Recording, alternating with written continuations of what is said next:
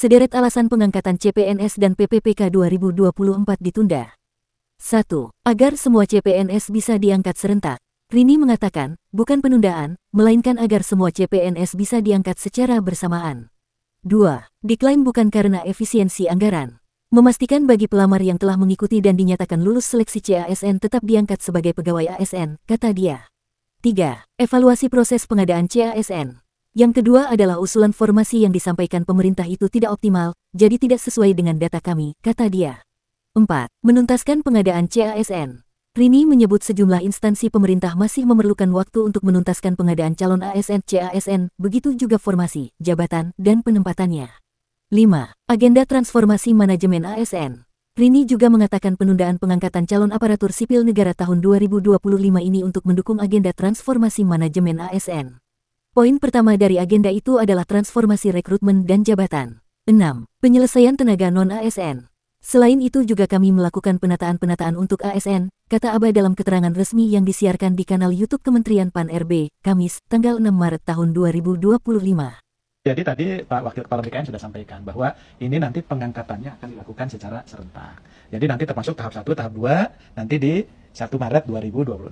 Ya. Kemudian CPNS pun 1 Oktober 2025. Jadi mungkin tadi sampaikan Pak Waka juga bahwa dengan pengangkatan serentak ini nggak ada yang beda-beda lagi ya Pak ya. Jadi mereka teman-teman nanti akan bekerja di waktu yang sama. Maret 2026 untuk ketiga kali tidak ada kesepakatan serentakan. Yang ada itu percepatan, gitu ya. Paling lambat, gitu ya. Nah, kalau seandainya ada yang bisa dipercepat sebelum Oktober, tidak ada salahnya dilakukan pelantikan. Kalau ada yang bisa dilakukan P3K sebelum Maret 2026, tidak ada juga salahnya dilakukan.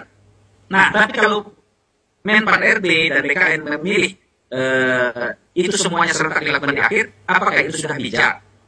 Apakah sudah dipikirkan efek yang ada terkait dengan hal-hal yang ditimbulkan? Misalnya, CPNS yang awalnya sudah mau dilantik, misalnya April kabarnya. Kemudian mereka sudah mundur dari kerjanya. Ya kan? Sekarang kan masalah kita ada pengangguran, kemudian PHK dan lain-lain. Kemudian mereka mundur karena berharap sudah mau dilantik. Kemudian setelah itu diundur sampai Oktober. Apakah ini tidak muncul masalah baru? Atau misalnya ada P3K. P3K dia sudah beberapa waktu lagi dia sudah mau pensiun. Dia mengharapkan diangkat P3K ini yang sudah lolos tahap 1 kemarin. Dia mungkin mengejar nama dan 1 tahun ini aja. Betul. Tapi nanti misalnya dia sudah lulus sekarang, tapi dia masa jabatannya sudah harus berpensiun tahun 2026 Maret. Tentu kasihan ya, seperti apa pula. Atau kalau sudah ada kontrak-kontrak yang sudah tidak diperpanjang lagi karena sudah masuk misalnya pegawai P3K yang mau dilantik sudah penuh waktu. Nah, kemudian sudah ada kontrak yang ini seperti apa pula penyelesaiannya. Nah, oleh karena itu ini bukan masalah benar salah atau yang lain-lain, tapi bijak apa tidak dalam mengambil kebijakan.